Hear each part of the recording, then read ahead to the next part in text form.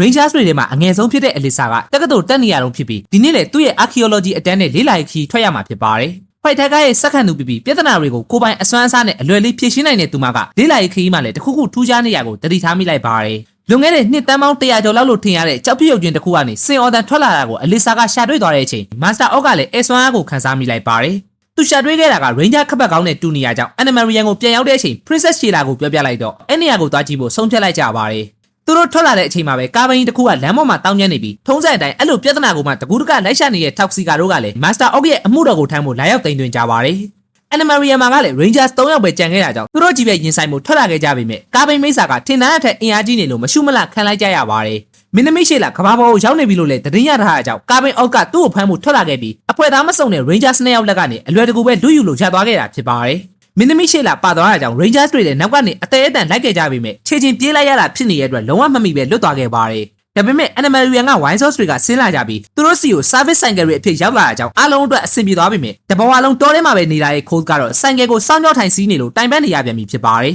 ။အဲ့ဒါကြောင့်အလစ်စာကပဲတင်ပေးလိုက်ရပြီးအဆင်ပြေပြေစီးနိုင်သွားလို့ Rangers တွေအားလုံးကလည်းမင်းသမီးရှေ့လာကိုရောင်စုံ cycle တွေနဲ့အထာကျကျလိုက်ခဲ့လို့ရသွားကြပြီဖြစ်ပါတယ်။ cycle တွေစပိန်တွေဆိုရင်အကျွမ်းကျင်ဆုံးဖြစ်တဲ့အလစ်စာကပဲကားဘိန်းမိတ်ဆာကိုနှင်းအောင်လုပ်လိုက်တော့တစ်ချိန်လုံးဖင်မပုံးလားမသိရဲ့မင်းသမီးကလည်းသူ့ကို Rangers တွေလိုက်ခဲ့နေပြီဆိုတာသတိထားမိလိုက်ပါတယ်။အချိန်နေသွားတဲ့ Orc ကလမ်းအတိုင်းမမောင်းတော့ပဲတောင်ကြားဘက်ကိုဆင်းပြေးသွားတဲ့အချိန်မှာ Rangers တွေကရတဲ့အခွင့်အရေးကိုအသုံးချနိုင်ခဲ့တာကြောင့်မင်းသမီးရှေ့လာကိုကယ်လို့ရသွားခဲ့ပါတယ်။တာယာ Orc တစ်ဖြစ်လေကားဘိန်းမိတ်ဆာကကျသွားတဲ့အတွက် Toxica လည်းသူ့ရဲ့ပေါ်ပညာပဲစစ်ကနေအပင်ပေါက်ပြန်လဲရှင်တန်းအောင်လုပ်ပေးလိုက်တော့ Rangers တွေလည်း White Sauce တွေရဲ့အကူအညီကိုယူရပြန်ပြီဖြစ်ပါတယ်။ White Sauce အဖြစ်အရင်ဆုံးပေါင်းဆက်ဖို့ဆိုရင် Crystal Saber တွေအားလုံးက Control Room ထဲမှာခဏလောက်ရှိနေရမှာဖြစ်လို့သူတို့တွေအတူတူတာယာ Orc ကိုရင်ဆိုင်နေကြတဲ့အချိန်မင်းသမီးရှေ့လာကလည်းကြောက်ဖြစ်ရုပ်ကျွင်းကြောင်သားကိုတယောက်တည်းရောက်သွားခဲ့ပါတယ်။အကောင်းနဲ့စွမ်းရင်တစ်ခုကိုခန်းစားနေရပြီမဲ့တယောက်တည်းဖြစ်နေရကြောင်း Toxica တို့ကအစင်းနဲ့ခေါ်သွားခွင့်ရလိုက်ပြီးအဲ့ဒါကိုမြင်လိုက်တဲ့အလစ်စာကလည်းနောက်ကနေလိုက်လာခဲ့ပါတယ်။ကူထဲမှာတော့ Master Orc ကအစင်းနဲ့စောင့်နေပြီးကြောက်ပြရုပ်ချင်းနဲ့စွမ်းအားကိုစိတ်နှလုံးသားဖြူစင်သူတယောက်ကပဲထုတ်ယူနိုင်စွမ်းရှိရဲဆိုတာသိထားရကြောင်းရှေလာကိုအသုံးချဖို့ကြံစီထားတာဖြစ်ပါတယ်။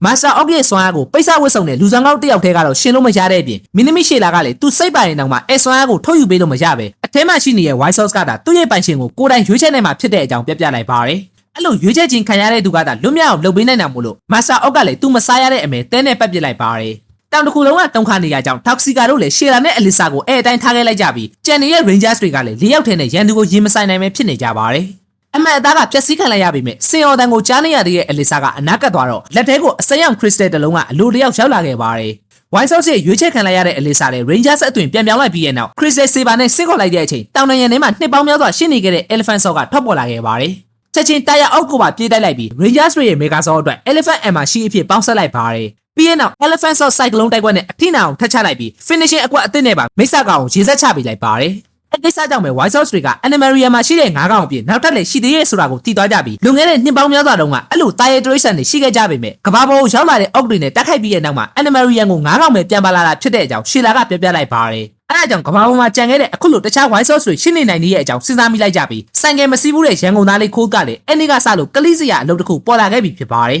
။ဒါကတော့ Power Ranger White Force အပိုင်း9ဖြစ်ပြီးအပိုင်း6ကိုနောက်နေ့မှတင်ပြတော့မှာမို့လို့ Like, Share, Comment နဲ့ YouTube မှာလည်း Subscribe လေးလုပ်ပြီးအားပေးခဲ့ကြဖို့တောင်းဆိုချင်ပါတယ်။